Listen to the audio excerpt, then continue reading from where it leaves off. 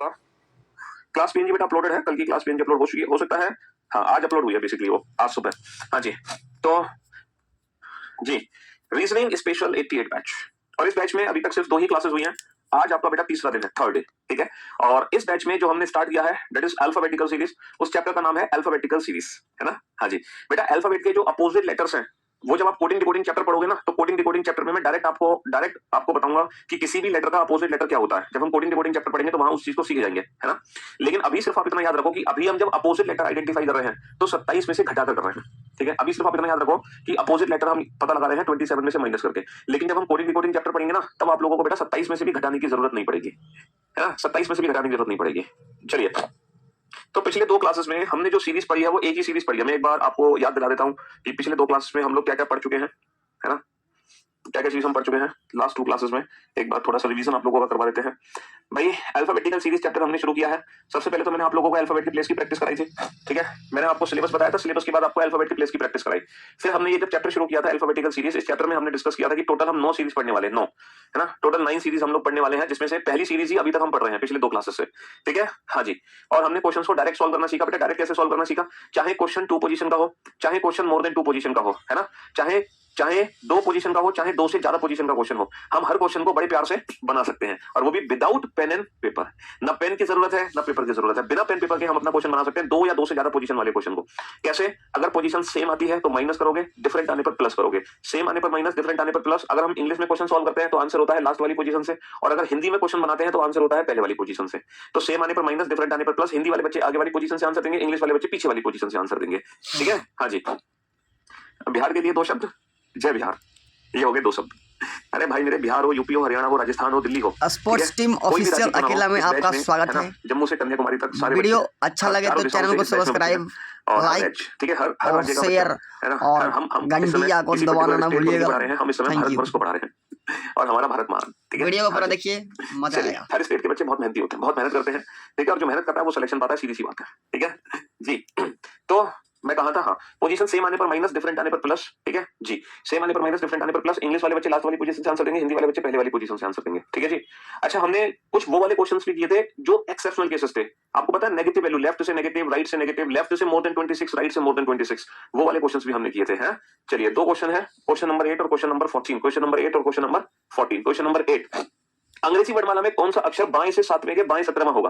तो बाबू यहाँ पे दोनों पोजीशन सेम है, सेम आने पर हम क्या करेंगे, माइनस। हिंदी वाले बच्चे माइनस करते हैं आगे से, इंग्लिश में माइनस होता है पीछे से, ठीक है। इंग्लिश में माइनस प्लस रिवर्स होता है, हिंदी में माइनस प्लस आगे से होता है, ठीक है। तो 7 माइनस का 17 माइनस का 10, तो अंग्रेजी वर्णमाला में माइनस का 10वां अक्षर कौन सा होगा। तो बेटा लेफ्ट से नेगेटिव वैल्यू को कैसे सॉल्व करते हैं भूल गए आप, कल ही तो समझाया था। 26 से 10 पीछे है 16, तो ये अंग्रेजी वर्णमाला का 16वां अक्षर है, यानी कि P, that is P, P is the right answer.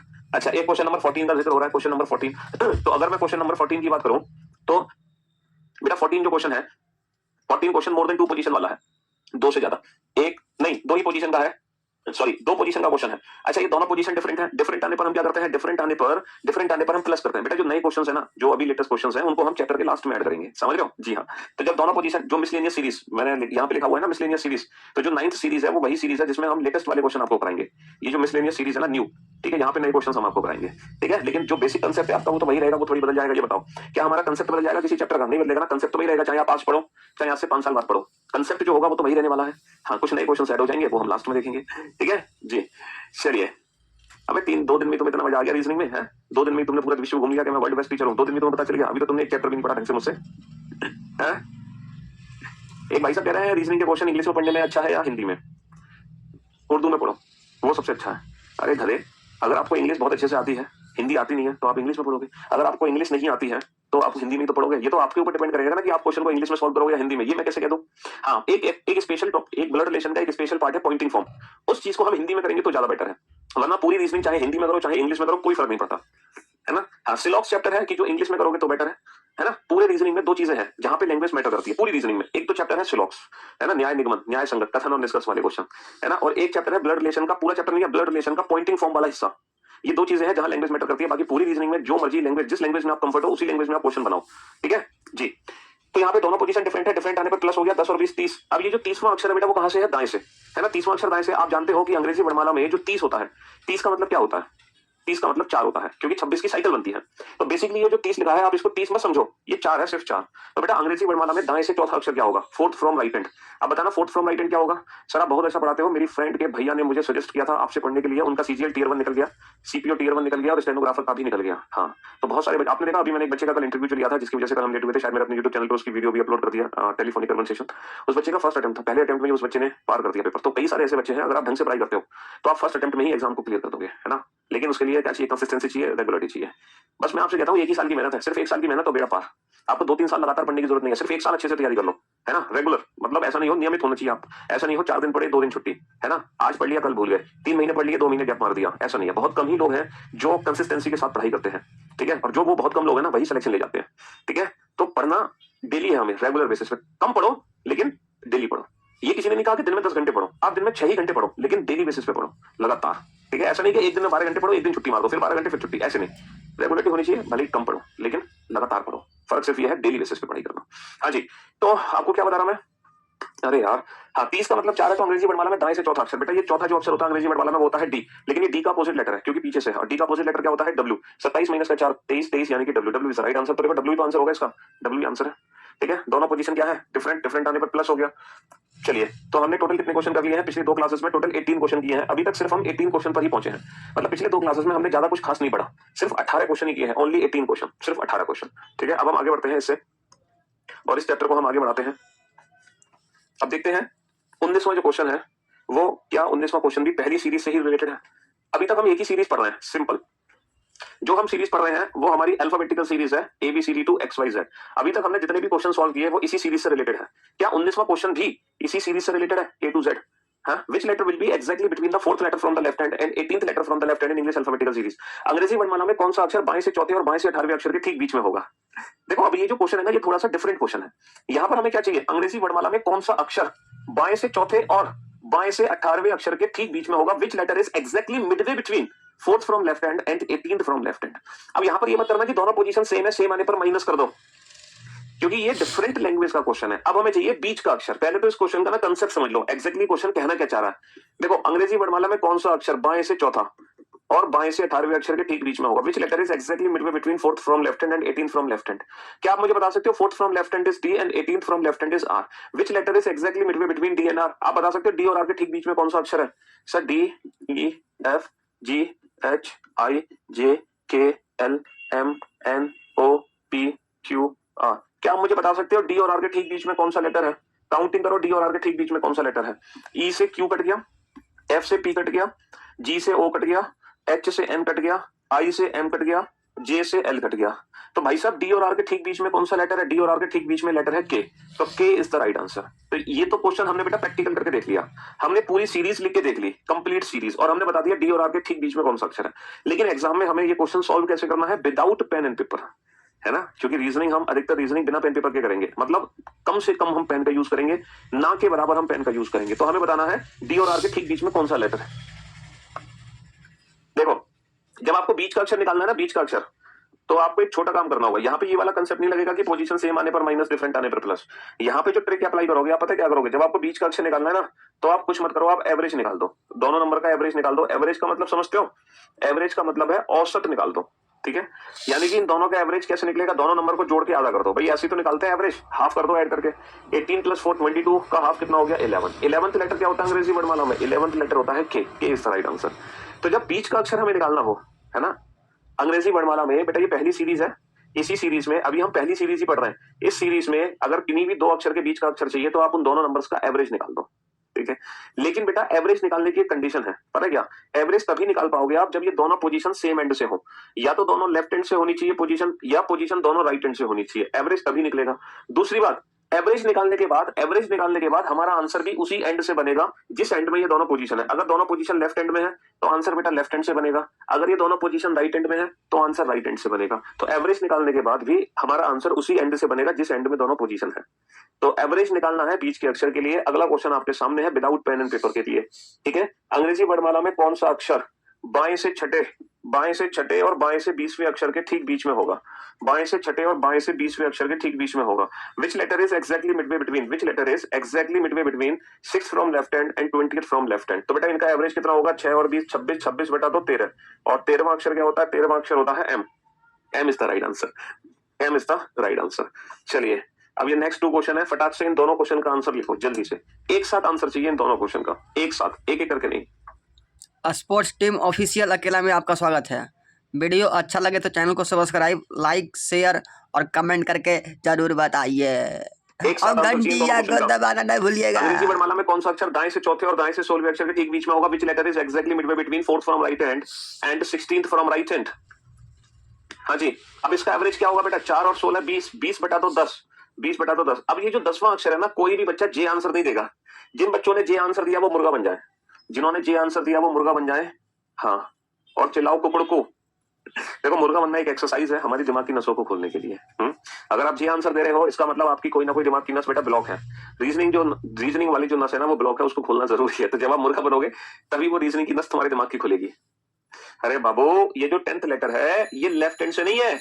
अगर ये लेफ्ट हैंड से 10th लेटर होता, your answer must be J, तो 100% जी आंसर होता। लेकिन अब ये जे का अपोजिट लेटर है, क्योंकि ये पीछे से है 10वां अक्षर। और उल्टा अक्षर कैसे निकालते हैं, 27 माइनस 10 17, 17 यानी कि क्यू, ओपी क्यू, 15 16 17।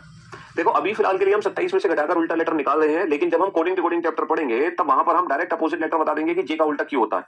वहां पर हम डायरेक्ट अपोजिट लेटर बता देंगे कि जे का उल्टा क्या होता है, जे का उल्टा क्यू होता है। ठीक है बाबू, है ना? हाँ जी, चलिए तो हमने बता दिया दोनों का एवरेज निकाल के। Next, which letter will be exactly between 3rd letter from the right hand and 21st letter from the right hand. तो एवरेज निकालना है इनका, 3 और 21 24, 24 बटा 2 12 बेटा 12। एल आंसर मत देना, एल आंसर मत देना, उसका उल्टा है 12 का उल्टा, 27 माइनस 12 15। तो ये 15वां अक्षर है अंग्रेजी वर्णमाला का, दैट इज ओ। अब आप में से कुछ बच्चों को डाउट होगा, डाउट पता है क्या है? आप में से कुछ बच्चों को डाउट ये होगा कि सर अगर पोजीशन सेम ना हो तो क्या करेंगे? आप में से कुछ बच्चों को डाउट ये होगा कि सर अगर पोजीशन ही सेम ना हो, एक पोजीशन राइट हैंड से हो एक लेफ्ट हैंड से हो तो क्या करेंगे? और आप में से कुछ बच्चों को डाउट ये होगा कि सर अगर एवरेज ही ना निकले तो क्या करोगे? तो आपके डाउट्स दूर होंगे, परेशान क्यों होते हो? अगले 2 क्वेश्चंस हैं आपके डाउट्स के लिए, क्वेश्चन नंबर 23 और क्वेश्चन नंबर 24। अंग्रेजी वर्णमाला में कौन सा अक्षर बाएं से तीसरे और दाएं से चौथे अक्षर के ठीक बीच में होगा? Which letter is exactly midway between 3rd from the left hand and 4th from the right hand? अब बेटा यहाँ पे दोनों पोजीशन डिफरेंट है, अब आप एवरेज निकालो, कैसे निकालोगे? तो भाई साहब अगर दोनों पोजीशन सेम एंड में नहीं है तो हम सेम एंड में बना सकते हैं ना बेटा। दोनों पोजीशन को लेफ्ट हैंड में कन्वर्ट कर दो, राइट वाली पोजीशन को भी लेफ्ट हैंड में कन्वर्ट कर दो। अच्छा, राइट वाली पोजीशन को लेफ्ट हैंड में कैसे कन्वर्ट करोगे? राइट को लेफ्ट हैंड में कैसे कन्वर्ट करते हैं बताओ? कितने में से घटाते हैं? 27 में से 27 माइनस का 4 23, यानी कि जो पीछे से 14 है वो आगे से 23वां है। बस अब एवरेज निकाल दो, 3 और 23 26, 26 बटा 2 13, और 13वां अक्षर क्या होता है अंग्रेजी वर्णमाला में? एम। आप में से कुछ बच्चे सोच रहे होंगे सर आपने राइट वाली पोजीशन को ही क्यों लेफ्ट में कन्वर्ट किया? आपने लेफ्ट वाली पोजीशन को क्यों नहीं कन्वर्ट किया राइट में? आप इसको भी तो राइट में कन्वर्ट कर सकते थे। बिल्कुल कर सकते हो, 27 माइनस का 3 24, और ये राइट से 4th है, तो आंसर आ जाएगा 24 और 4 28, 28 बटे 2 14। और बेटा ये जो 14वां अक्षर है ना ये राइट हैंड से है, पीछे से 14वां अक्षर है, तो आगे से क्या होगा? 27 माइनस 14 13, 13वां अक्षर दैट इज एम। तो आंसर तो बेटा सेम ही आना है, आंसर तो सेम ही आना है। कहने का मतलब ये है कहने का मतलब ये है कि अगर हमारी पोजीशन सेम एंड में नहीं है तो हमें दोनों पोजीशन को सेम एंड में कन्वर्ट करना है। हाँ, बेटर ये होगा कि आप राइट हैंड वाली पोजीशन को ही लेफ्ट हैंड में कन्वर्ट कर लो, क्योंकि जब हम एवरेज निकालते हैं तो एवरेज तभी निकलता है जब दोनों पोजीशन सेम एंड से हो, या तो दोनों लेफ्ट हैंड से होनी चाहिए या दोनों राइट हैंड से होनी चाहिए एवरेज निकालने के लिए, क्योंकि बीच का अक्षर एवरेज निकाल के ही बताया जा सकता है, और एवरेज तब निकलता है जब दोनों पोजीशन सेम एंड में हो। अगला क्वेश्चन नंबर ये हो गया 23, question number 24। Which letter will be exactly between the 4th letter from the left hand and 5th letter from the right hand in English alphabetical series? बताओ अंग्रेजी वर्णमाला में कौन सा अक्षर, अंग्रेजी वर्णमाला में कौन सा अक्षर बाएं से चौथे और दाएं से 5वें अक्षर के ठीक बीच में होगा? बताओ इन दोनों के बीच का अक्षर क्या होगा? हाँ जी, इनके बीच का अक्षर क्या होगा बेटा? 14वां अक्षर, ये जो एम कैसे आया? ये जो 14वां अक्षर है ना ये राइट हैंड से है, क्योंकि ये जो अक्षर होता है ये उसी एंड से होता है जिस एंड में दोनों पोजीशन है। जैसे अंग्रेजी वर्णमाला में ये जो 14वां अक्षर था ये पीछे से 14वां अक्षर था, राइट हैंड से, राइट में है ना दोनों पोजीशन, तो राइट हैंड से 14th लेटर है दैट इज एम। क्योंकि जो अंग्रेजी वर्णमाला में पीछे से 14 है वो आगे से 27 माइनस का 14 13वां अक्षर है that is M M M. हाँ जी, अब हम क्या करेंगे बेटा? लेफ्ट हैंड से 4th और राइट हैंड से 5th, इन दोनों पोजीशन को हम सेम एंड में कन्वर्ट कर लेंगे। लेफ्ट हैंड वाली पोजीशन को तो लेफ्ट हैंड में रहने दो, इसको लेफ्ट हैंड में कन्वर्ट करो, 27 माइनस का 5 22। अब इसका एवरेज निकाल दो, 4 और 22 26, 26 बटा 2 13, और अंग्रेजी वर्णमाला में जो 13वां अक्षर है वो क्या है? अंग्रेजी वर्णमाला में जो 13वां अक्षर है वो क्या है? M. M is the right answer, M is the right answer. Next question number 25 26, ये आप लोगों के बेसिकली डाउट्स हैं। आपका जो असली डाउट है वो यही है, क्वेश्चन नंबर 25 और क्वेश्चन नंबर 26। जैसे मैंने आपसे कहा कि बीच का अक्षर निकालने के लिए एवरेज निकालना पड़ता है, जैसे मैंने आपसे कहा कि बीच का अक्षर निकालने के लिए एवरेज निकालना पड़ता है, तुरंत आप लोगों के माइंड में ये डाउट आ गए, तुरंत, है ना, तुरंत आप लोगों के मन में ये डाउट्स आ गए कि सर ये वाले क्वेश्चन हम कैसे बनाएंगे, है ना, यही डाउट्स है ना आपके मन में।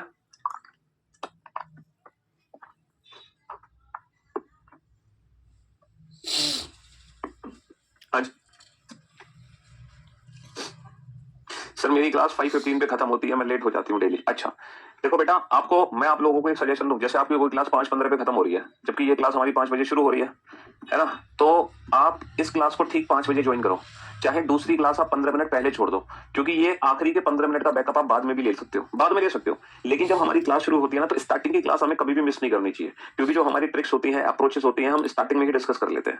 समझ रहे हो कहने का मतलब, लास्ट के 15 मिनट छोड़े जा सकते हैं, जिसका हम बैकअप बाद में भी ले सकते हैं, क्योंकि हमें पता है चीज शुरू कहां हुई थी, तो हम खत्म उसको कर सकते हैं अपने तरीके से। लेकिन अगर हमें पता ही नहीं है कि चीज स्टार्ट कहां से हुई है, तो फिर उसको बीच में पकड़ पाना थोड़ा सा मुश्किल है, तो ये थोड़ा सा एडजस्टमेंट हमें करना पड़ता है। जैसे मान लो मेरी क्लास 6:15 पे खत्म होगी, अब मान लो किसी टीचर की क्लास 6 बजे शुरू हो रही है, आपको वो क्लास लाइव देखनी है और जरूर देखनी है, अगर आप बाद में रिकॉर्डेड नहीं देख रहे हैं तो आप उस क्लास को 6 बजे ही पकड़ो, आप 15 मिनट की जो मेरी क्लास है लास्ट की, वो बाद में देख लेना रिकॉर्डेड फॉर्म में, ठीक है ना।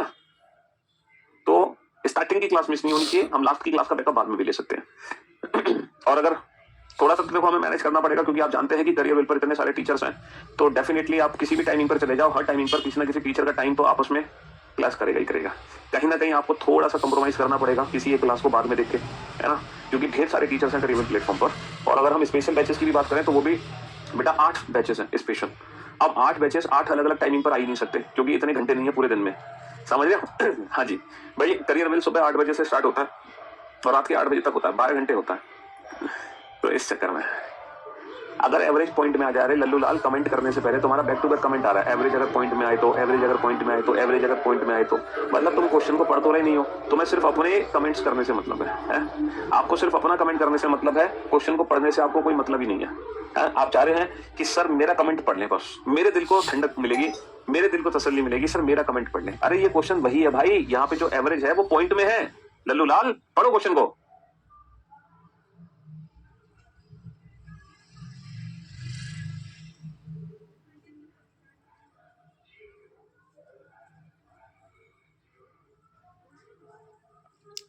स्पोर्ट्स टीम ऑफिशियल अकेडमी में आपका स्वागत है। वीडियो अच्छा लगे तो चैनल को सब्सक्राइब, लाइक, शेयर और घंटिया को दबाना न भूलिएगा। Thank you.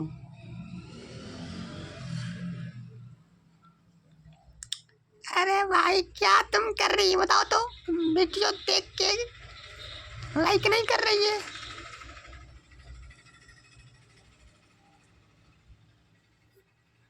हाँ जी, अंग्रेजी वर्णमाला में कौन सा अक्षर, अंग्रेजी वर्णमाला में कौन सा अक्षर बाएं से तीसरे और बाएं से 18वें के ठीक बीच में होगा? Which letter is exactly midway between 3rd from left hand and 18th from left hand? ठीक है, इनके बीच का एवरेज चाहिए, तो बेटा इनका बीच का एवरेज चाहिए, मतलब इनके बीच का अक्षर चाहिए तो एवरेज निकाल दो, इनका बीच का अक्षर चाहिए, एवरेज निकाल दो। एवरेज कितना निकला बेटा? 21.2 यानी कि 10.5। तो मैं आपको कुछ ऑप्शन यहाँ पे देना चाहूंगा। पहला जो ऑप्शन है वो आपका है जे, दूसरा ऑप्शन है वो आपका है के, तीसरा ऑप्शन है आपका एल, चौथा ऑप्शन है आपका नन। ये 4 ऑप्शन मैं आपको देना चाहूंगा, बताओ क्या आंसर होगा।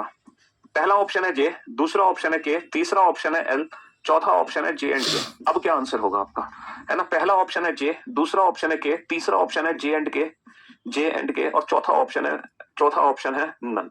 अब क्या आंसर होगा आपका? तो देखो सीधी सी बात यह है, हमारा जो आंसर आया है वो है 10.5 और अंग्रेजी वर्णमाला में 10.5 कोई अक्षर होता ही नहीं है, होता है कोई अक्षर नहीं होता ना, है ना? मैं आपको इस क्वेश्चन को प्रैक्टिकली करके दिखाता हूं। बेटा लेफ्ट से 3rd लेटर क्या है? C, D, E, F, G, H, I, J, K, L, M, N, O, P, Q, R. और लेफ्ट से 18th लेटर क्या है? लेफ्ट से 18th लेटर है आर। ठीक है जी। अब आप मुझे एक बात बताओ, एक्चुअल काउंटिंग करके बताओ बेटा, सी और आर के ठीक बीच में कौन सा लेटर है? सर अगर मैं सी और आर के ठीक बीच में लेटर काउंट करूं बेटा, डी से क्यू कट गया, ई से पी कट गया, एफ से ओ कट गया, जी से एन कट गया, एच से एम कट गया, आई से एल कट गया। यानी कि सी और आर के जो ठीक बीच में लेटर है वो है जे और के। 2 लेटर ठीक बीच में है, यानी कि कोई एक पर्टिकुलर लेटर नहीं है, जे से के काट दो। तो इसीलिए इस क्वेश्चन का आंसर क्या होगा? नन। कोई भी अक्षर सी और आर के ठीक बीच में नहीं है, कोई भी अक्षर सी और आर के ठीक बीच में नहीं है। अच्छा, अगर मान लो ये वाले 4 ऑप्शन होंगे तब हम कौन सा ऑप्शन चूज करेंगे? जे एंड के। यानी कि यहां पर हम बताएंगे जे और के दोनों ही अक्षर ठीक बीच में है, जे और के दोनों ही अक्षर ठीक बीच में है, ठीक है। और अगर मान लो ये वाले 4 ऑप्शन है तब भी हम आंसर देंगे जे एंड के, क्योंकि एग्जामिनर चाह रहा है कि बीच में अब 2 अक्षर भी आप बता सकते हैं, तो बीच के 2 अक्षर भी बता सकते हैं, तो इस सिचुएशन में भी हम जे एंड के ही ऑप्शन चूज करेंगे, जे एंड के, ठीक है, जे एंड के। अगर मान लो ये वाले 4 ऑप्शन होते, पहला ऑप्शन होता, मान लो पहला ऑप्शन होता जे, दूसरा ऑप्शन होता एल, तीसरा ऑप्शन होता आई, चौथा ऑप्शन होता नन, तब कौन सा ऑप्शन चूज करते अगर ये वाले 4 ऑप्शन होते? तो अब कौन सा ऑप्शन चूज करेंगे सर? अब भी हम ऑप्शन चूज करेंगे नन, कोई नहीं। यानी कि जे एंड के अगर ऑप्शन है तो फिर इसी ऑप्शन को चूज किया जाएगा। अगर ये वाला ऑप्शन नहीं दे रखा तब हम कौन सा ऑप्शन चूज करेंगे? नन, तब हम कौन सा ऑप्शन चूज करेंगे? नन, ठीक है। यानी कि कोई नहीं, कोई भी अक्षर ठीक बीच में नहीं होगा। लेकिन ये जे एंड के आंसर निकला कैसे? ये जे एंड के हम डायरेक्ट बताएंगे कैसे? देखो, जे एंड के पता डायरेक्ट कैसे पता चलेगा? ये 10.5 है, तब हम पता क्या करना है, एक बार 0.5 को कम कर देंगे, हम एक बार 0.5 को एक्स्ट्रा कर देंगे, एक बार 0.5 को कम कर देंगे, एक 0.5 को एक्स्ट्रा कर देंगे, 0.5 को कम कर देंगे तो 10, 0.5 को एक्स्ट्रा कर देंगे तो 11, 0.5 को कम कर देंगे तो 10, एक्स्ट्रा कर देंगे तो 11। हाँ जी, तो यानी कि 10 और 11 यानी कि जे एंड के, तो हमारा आंसर आ जाएगा जे एंड के, तब हमारा आंसर आ जाएगा जे एंड के, जे एंड के, ठीक है। अब आप इस क्वेश्चन का आंसर दो, अंग्रेजी वर्णमाला में कौन सा अक्षर बाएं से चौथे और बाएं से 19वें के ठीक बीच में होगा? Which letter is exactly midway between 4th letter from the left hand and 19th letter from the left hand? अब इसका एवरेज बताना सर, इसका जो एवरेज होगा वो क्या होगा? इसका एवरेज होगा 11.2, 11.5। इसका एवरेज क्या होगा? इसका एवरेज क्या होगा? 11.5। तो हमें अगर आंसर देना है तो हमारा आंसर क्या बनेगा? 0.5 कम और 0.5 ज्यादा, यानी कि के एंड एल। तो इस क्वेश्चन का जो आंसर बनेगा के एंड एल। लेकिन अगर के एंड एल ऑप्शन नहीं दे रखा तो आंसर क्या होगा? नन। या तो एज इट इज ये वाला ऑप्शन दिया हो, है ना, ठीक बीच में एक नहीं 2 अक्षर है बेटा, 2 अक्षर। जे के क्यों नहीं काट सकते? Reason 2 sir. अरे बता तो दिया, सी और आर के ठीक बीच में कौन सा अक्षर है? सी और आर के ठीक बीच में एक नहीं 2 अक्षर है। कौन कौन से 2 अक्षर हैं? जे एंड के, ये ठीक बीच में है।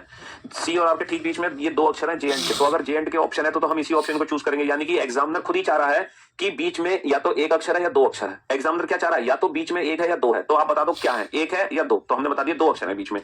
अगर ये वाले 4 ऑप्शन दिए हैं तो एग्जामिनर खुद ही ये चाह रहा है बीच में या तो एक है या 2 है, तो हम बता देंगे बीच में एग्जैक्टली 2 अक्षर है। लेकिन यहां पर एग्जामिनर चाह रहा है कि ठीक बीच में कोई एक अक्षर है, लेकिन यहां पे ठीक बीच में कोई एक अक्षर है ही नहीं, तो हम आंसर देंगे नन। एग्जामिनर चाह रहा है कि ठीक बीच में कोई एक अक्षर है, लेकिन ठीक बीच में कोई एक अक्षर है ही नहीं, तो हम आंसर देंगे नन। ये ऑप्शन देने का मतलब है कि ठीक बीच का अक्षर बताओ, या तो वो अक्षर एक है या वो अक्षर 2 है। ये वाले ऑप्शन देने का मतलब ये है जे एंड के, ठीक है। इसीलिए यहां पर हम नन ऑप्शन चूज नहीं करेंगे, समझ रहे हो? हाँ जी।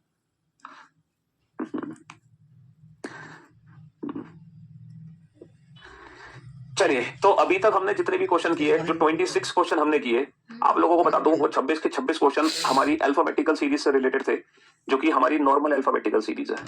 अब ये जो 27वां क्वेश्चन हम करने जा रहे हैं, ये साइड सेकंड सीरीज का क्वेश्चन है। आप इस क्वेश्चन को ध्यान से पढ़ो और ये बताओ क्या सर ये क्वेश्चन भी पहली सीरीज का ही है? जल्दी से बताओ, क्या ये क्वेश्चन भी पहली सीरीज का है या ये क्वेश्चन में सीरीज चेंज हो चुकी है? हाँ जी, ये क्वेश्चन किस सीरीज का है? फर्स्ट सीरीज का या सेकंड सीरीज का?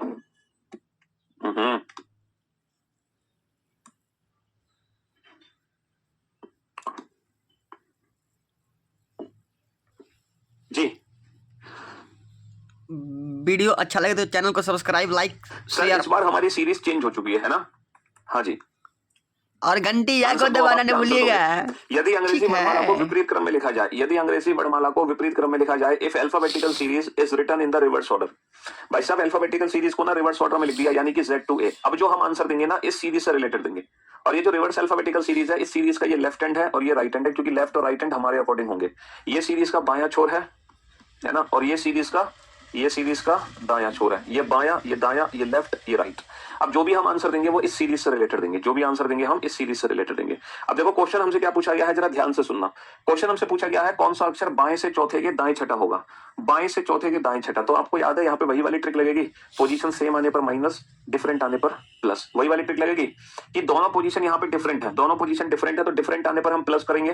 तो बेटा 4 और 6 10, 10वां अक्षर कहां से होगा? बाएं छोर से, क्योंकि हिंदी वाले बच्चे आगे वाली पोजीशन से आंसर देते हैं। देखो दोनों पोजीशन यहाँ पे डिफरेंट है, डिफरेंट आने पर प्लस होगा। 4 + 6 10, 10th from which and? 10th from which and? Left hand, क्योंकि इंग्लिश वाले बच्चे बेटा लास्ट वाली पोजीशन से आंसर देते हैं। इंग्लिश वाले बच्चे लास्ट वाली पोजीशन से आंसर देते हैं, 10th फ्रॉम लेफ्ट हैंड। तो अंग्रेजी वर्णमाला में हमें 10th from left hand count करना है, लेकिन बेटा 10th फ्रॉम लेफ्ट हैंड कहां काउंट करना है, ऊपर काउंट करना है या नीचे, पहली में या दूसरी में? अच्छा एक बार बताओ, अगर मैं पहली सीरीज में 10th from left hand count करता तो मेरा आंसर क्या होता? डेफिनेटली जे होता।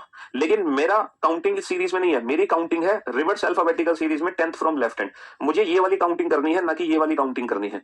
तो मैं आंसर जे नहीं दे सकता, ठीक है। ये जो 10th लेटर है ये तो बेटा फ्रॉम जेड है, जेड फ्रॉम जेड का मतलब क्या है बेटा? जेड से 10th लेटर, यानी कि ए से दूरी क्या बनेगी? 27 माइनस का 10 17। तो अंग्रेजी वर्णमाला का बेसिकली ये 17वां अक्षर है, 15 16 17 OP Q, Q is the right answer. तो ये जो जे लेटर है ना, इसका अपोजिट लेटर है, जे का उल्टा लेटर है, क्योंकि ये आगे से 10 नहीं है, मतलब ये ए से 10th नहीं है, ये जेड से 10th है।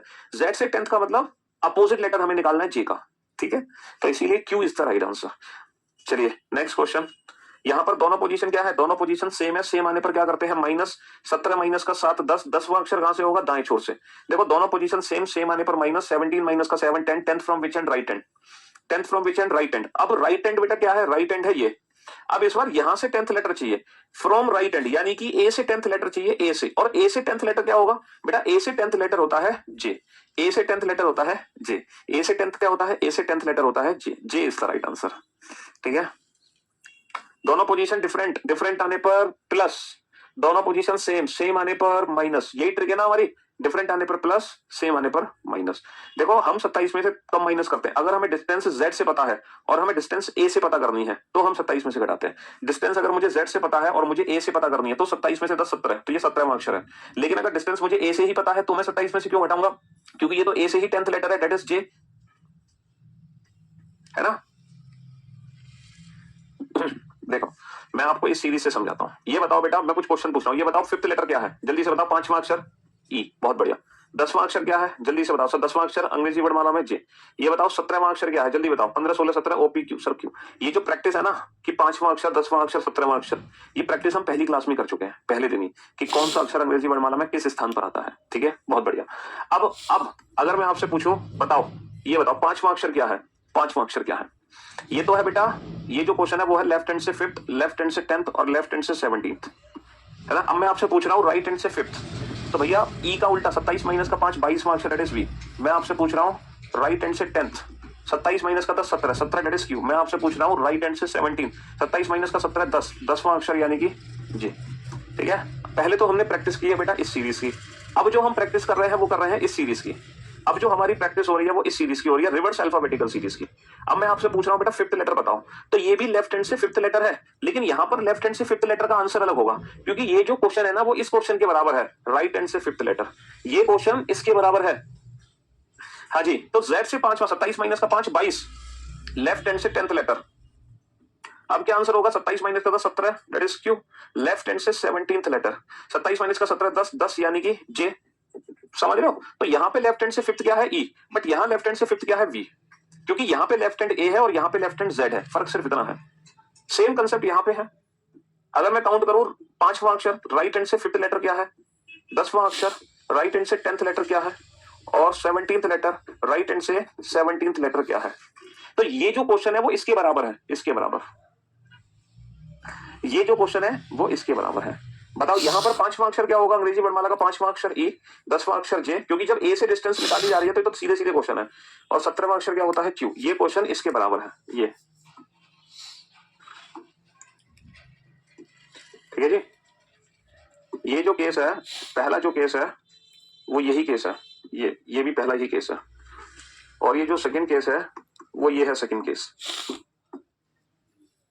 इससे फर्क नहीं पड़ता कि सीरीज को हम लिख कैसे रहे हैं, आपको तो बस ये देखना है कि आपकी काउंटिंग ए से हो रही है या फिर आपकी काउंटिंग जेड से हो रही है। आपको तो सिर्फ ये चेक करना है कि आप ए से काउंट कर रहे हो, ए की तरफ से काउंटिंग कर रहे हो, या फिर काउंटिंग जेड की तरफ से कर रहे हो।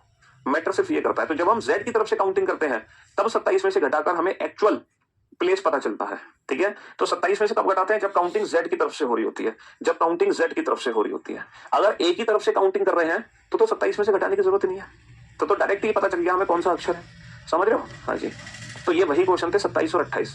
चलो 29 30 करो, थोड़े से डाउट्स और दूर हो जाएंगे आपके। और इन दोनों क्वेश्चन का आंसर एक साथ देना, एक एक करके मत देना। स्पोर्ट्स टीम ऑफिशियल अकेला में आपका स्वागत है। वीडियो अच्छा लगे तो चैनल को सब्सक्राइब, लाइक, शेयर और बेल आइकन को दबाना न भूलें। Thank you.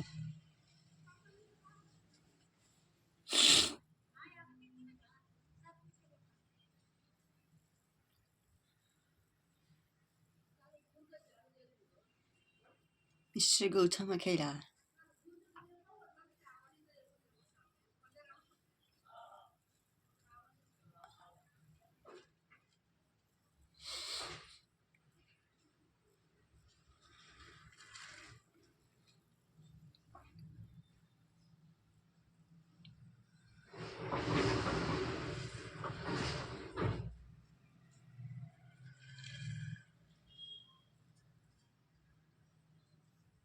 हमारा Telegram channel sports team official अकेला को आप लोग फॉलो कीजिए और WhatsApp channel Gautam Akela entertainment.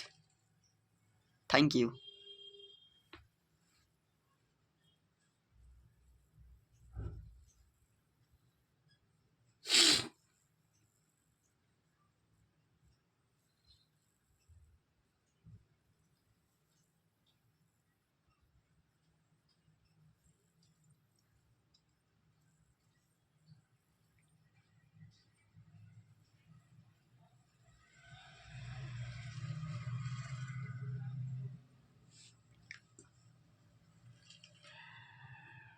देखो English alphabetical series reverse order में लिखी गई है।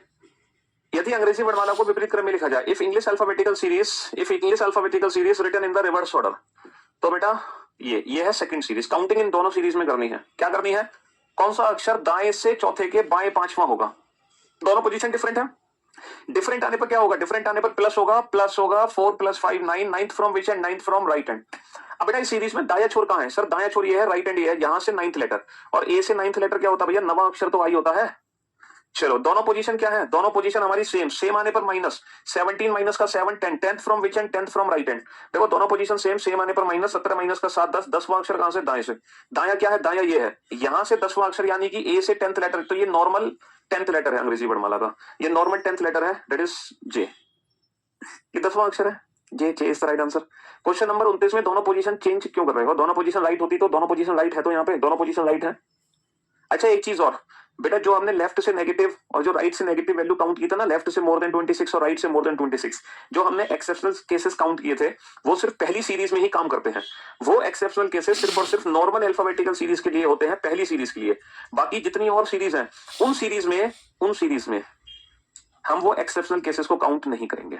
उन सीरीज में हम उन एक्सेप्शनल केसेस को काउंट नहीं करेंगे किसी भी कीमत पर, ठीक है। अब यहां पर वो एक्सेप्शनल केस बन ही नहीं सकते, आप चिंता मत करो, यहां नहीं बनने वाले वो एक्सेप्शनल केस, वो पहली सीरीज में ही बनते हैं एक्सेप्शनल केस, ठीक है। चलिए next, if English alphabetical series is written in the reverse order, if English alphabetical series is written in the reverse order. फिर से बेटा हमारे जो आंसर्स हैं वो इस रिवर्स अल्फाबेटिकल सीरीज में पूछे गए क्वेश्चन से हैं।